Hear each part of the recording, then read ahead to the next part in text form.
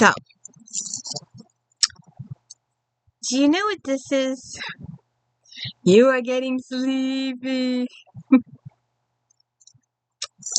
Hey, welcome to the D. Louise book series. I'm Christina, Kristina.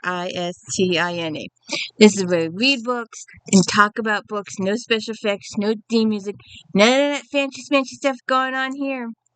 And maybe by the time this video airs, fingers crossed, I'll have enough subscribers to be able to talk to this gentleman in person. But I put out a poll the other day. 0 people have seen said poll. I see everybody else's polls. I don't even see my own polls. Who knows? But anyway, I usually don't do non-fiction books, but there's this game. My husband made it. This was originally black. It's scrap metal. And I think it's a chain to a chandelier, maybe, or I don't think it's a bicycle chain. But anyways, it's all scrap metal. And, God, if this was really gold, it'd be worth a few pennies. It's not, though. It's just scrap metal. But anyway, this is the power of veto. There is this TV show. It's called Big Brother. It's been going on for many years now. 27 seasons. And the first one really doesn't count. The first one is just it's missing all the key elements. It's missing all the key elements. Where is my So, for me, Big Brother doesn't start till like season 4 or 5. But one of the best players in the game is in season 2.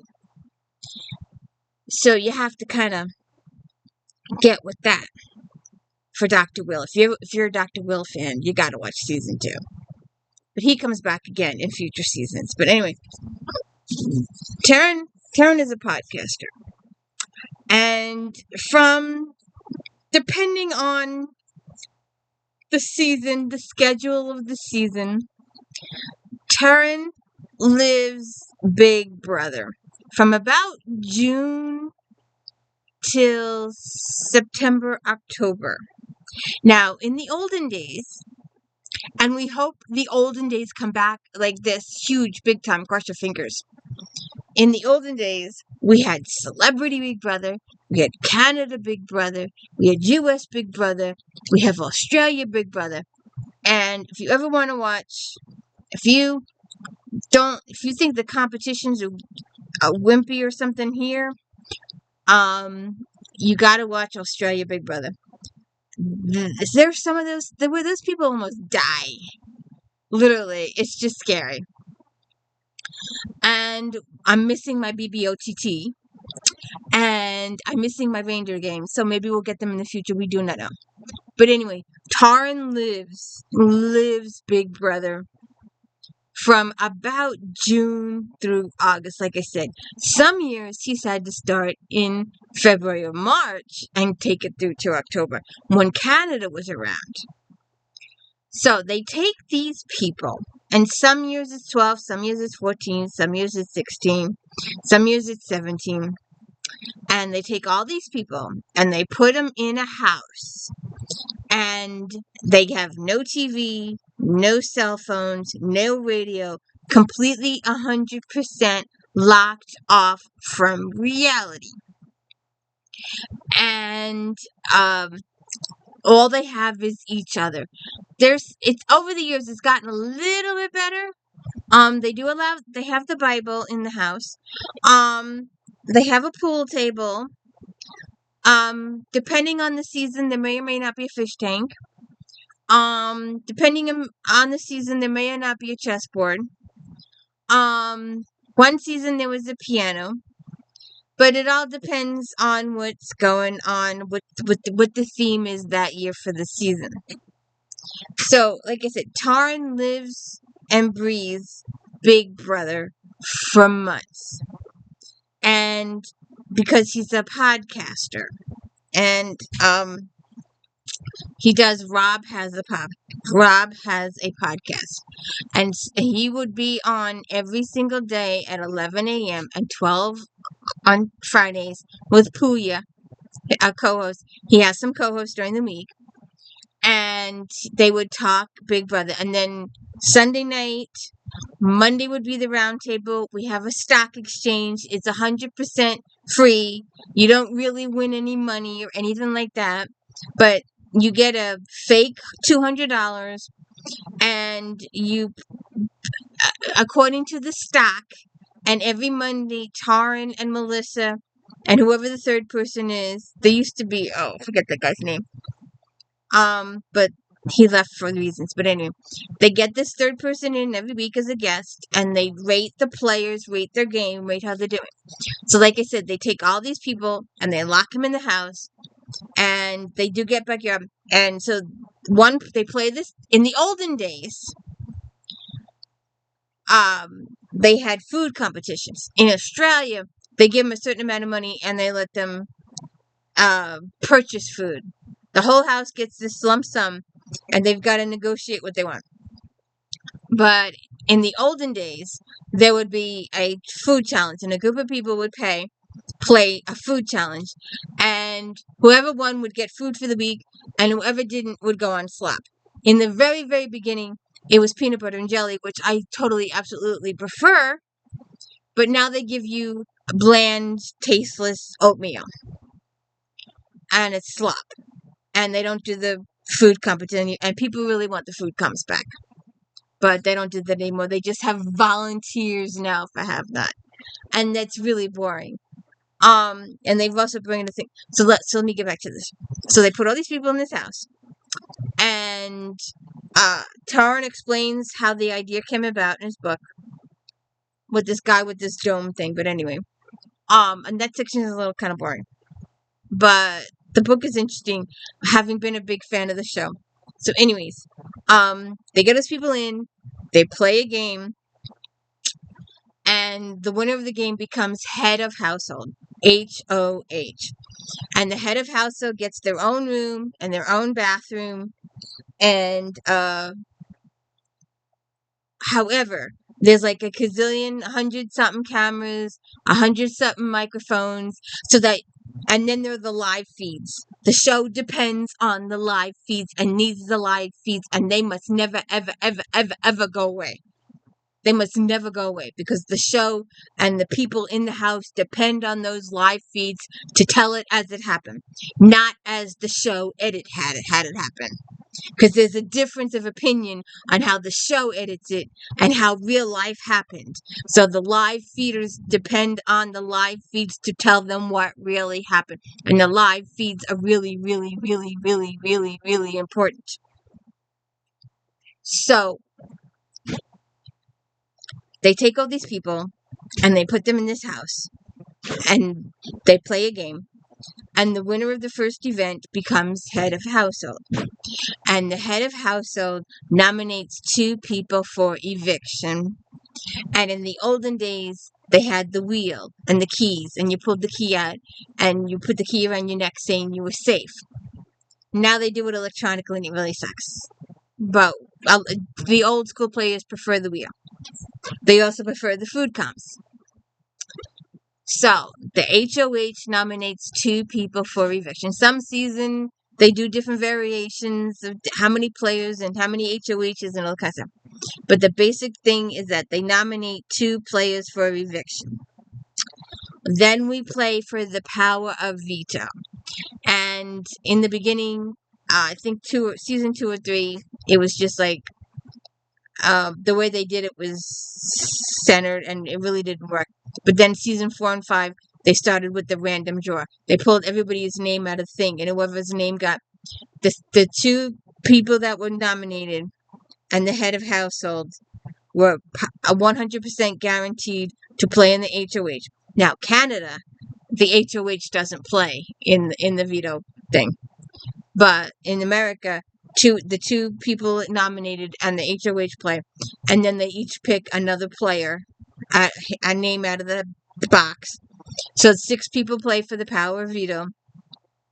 And then whoever wins the power of veto can decide whether or not they're going to use the power of veto and remove somebody from the block, thereby vetoing the nomination. And then the HOH has to nominate a new player for the veto.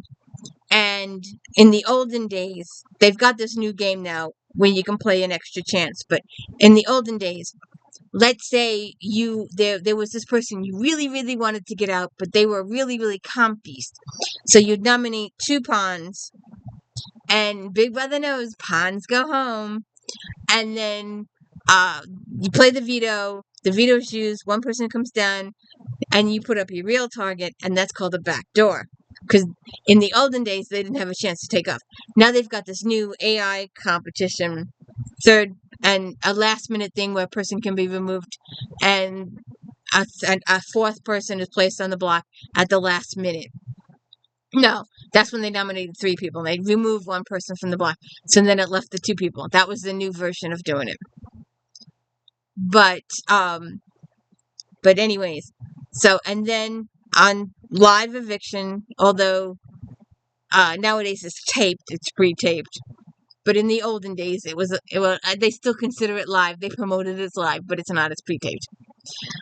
Person is evicted from the house, and usually there's a 7-person or 7-person jury.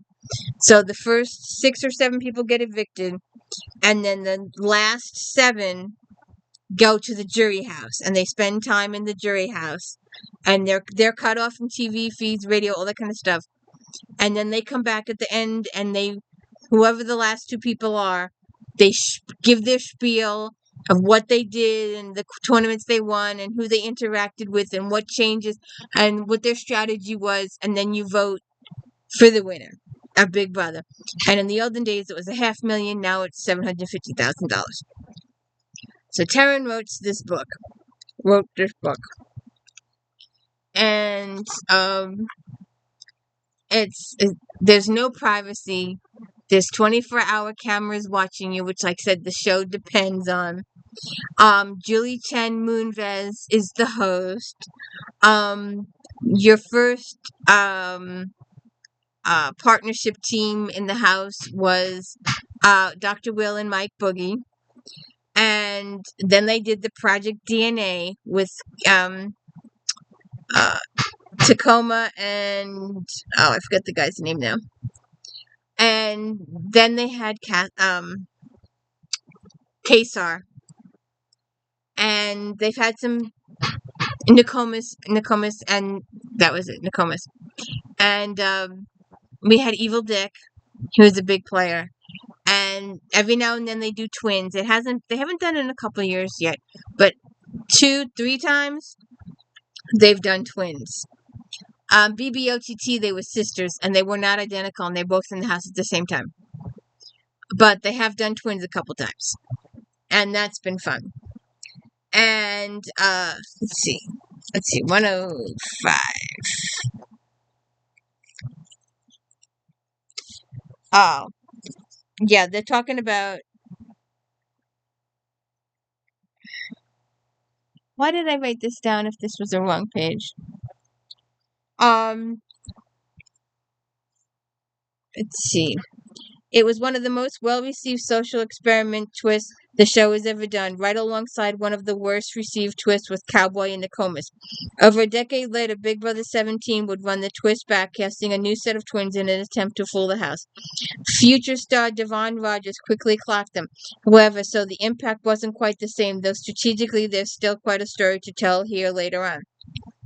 In Big Brother 5, the impact of the twin twist was actually pretty interesting, as Adria, the twins were forced to play a deliberate and careful game, trying to stay good with everyone and remain protected for as many angles as possible. For some, that might be paralyzing. For these twins, it was perfect. After they both entered the house and felt free to play the way that was more natural for them, we learned what that was all about. The quickly turned on their allies, and the house felt they'd become arrogant after the reveal, thinking themselves untouchable. It was like they were entirely different people. Just 2 weeks after Natalie entered the game, she found herself on the block and sent to jury with Adria following behind her the following week. As the individuals, they flamed out, but as twins, made a long-lasting impact on the game. Throughout Big Brother 4, no nominee managed to win the veto for themselves until the final 5.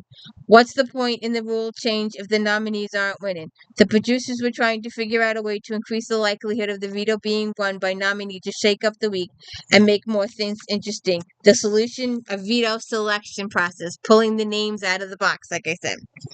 The issue was that too many people were competing for the veto, decreasing the chance of the nominee winning. So they decided to limit the number of people who played to compete each week to just 6 players.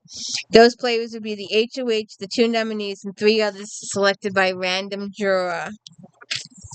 Alright, so that's that. Season 10. Dan Giesling. If you're going to watch a couple of seasons of Big Brother, you watch season 10 and 14. And technically,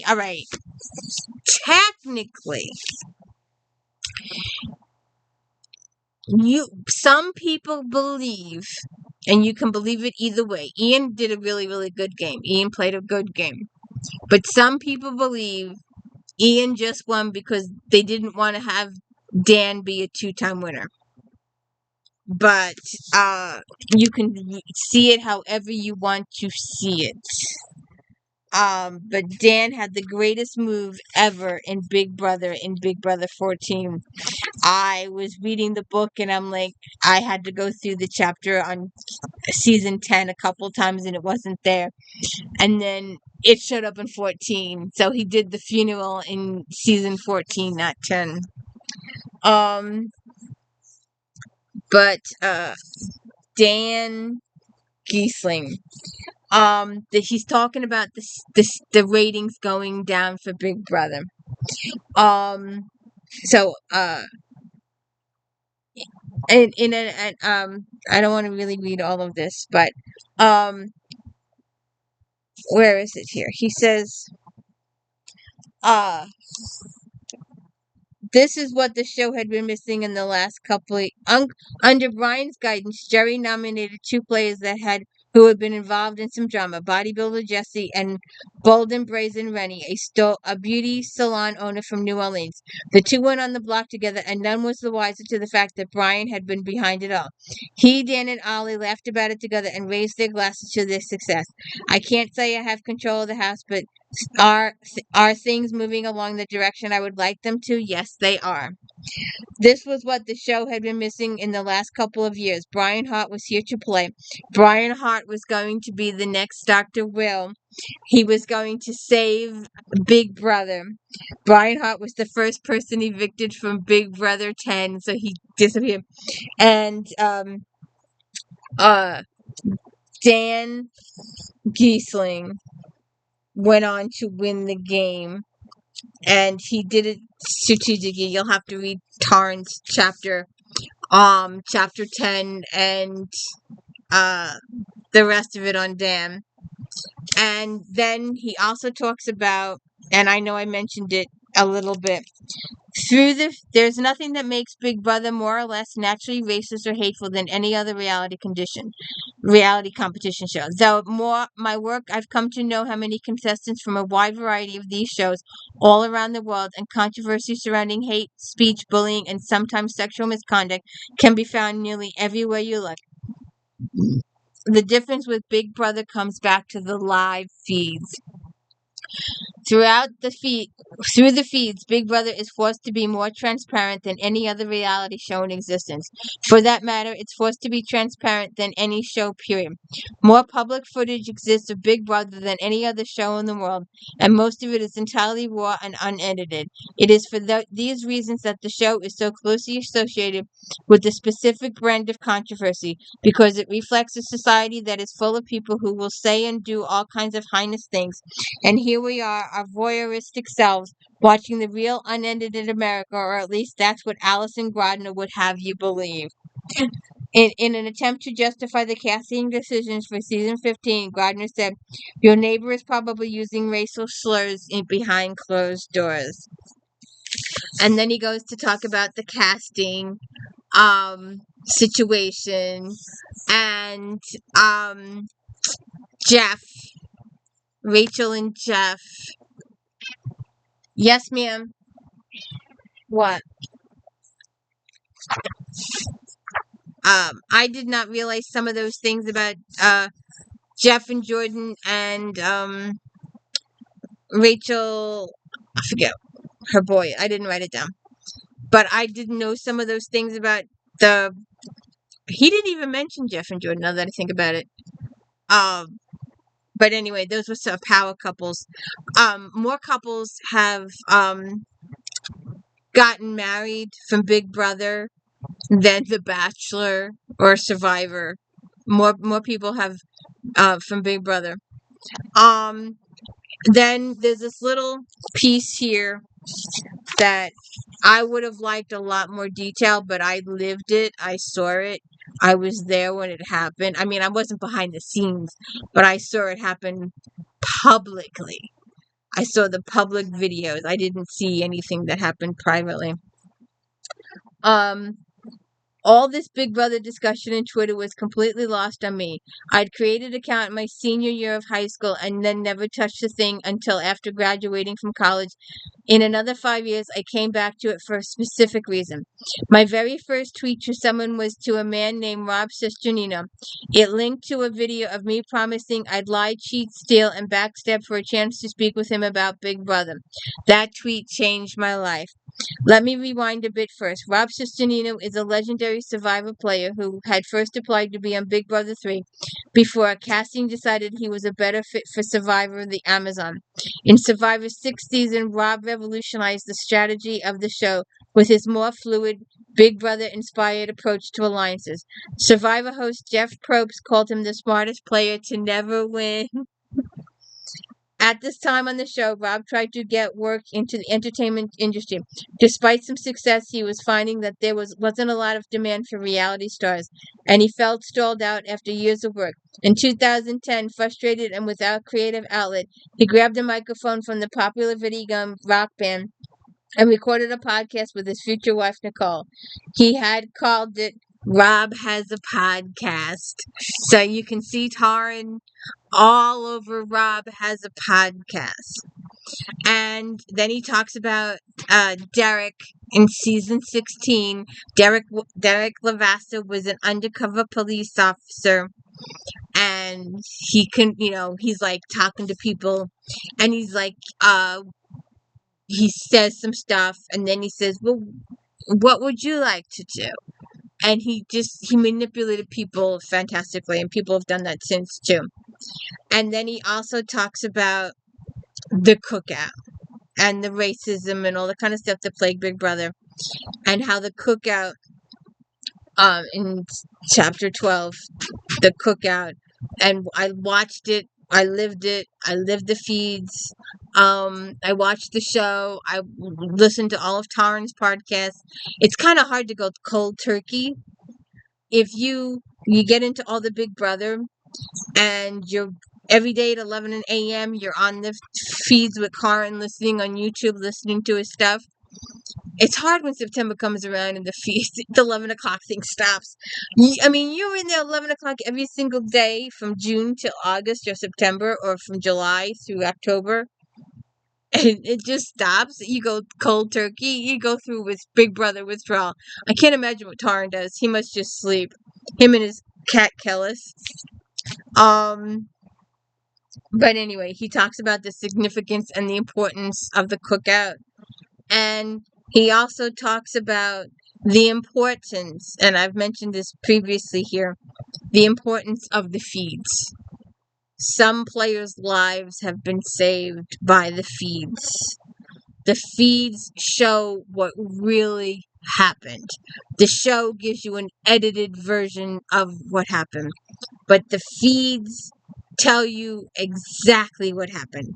They show the reality of the situation. And it was the feeds that saved Taylor Hale on her season of Big Brother. There's an entire chapter to it in the book. Taran has talked to her extensively about it. He has 3, 4, 5 hour podcasts with her doing one-on-one. She's been on the show. Rob has a podcast many times. And she's talked about it many times. The edited version of what happened to her on the show versus the reality of what happened to her on the show on the feeds is two different stories.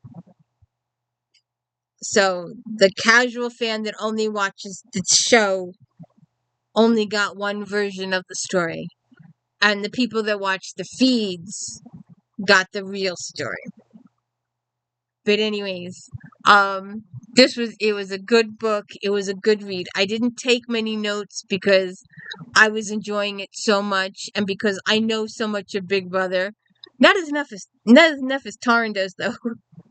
He knows 10 times, 100 times, a million times more than most people know because he lives it. And all the RHA people live it too. And it's just awesome. And then he's been doing some Survivor. If you haven't watched Survivor, you should watch Survivor. Also, if you can get your VPN, you can watch old seasons of. I think you can still watch them on Paramount Plus. I'm not sure if you can watch Canada anymore. I know you used to. And tail interrupt us. Come here. Do you know that Taran's cat is gray too? A lot darker though. Yeah. But anyway. Yes, ma'am. Ow! Anyways, you have a good day and enjoy Taran's book, Behind the Mirror. Have a good one.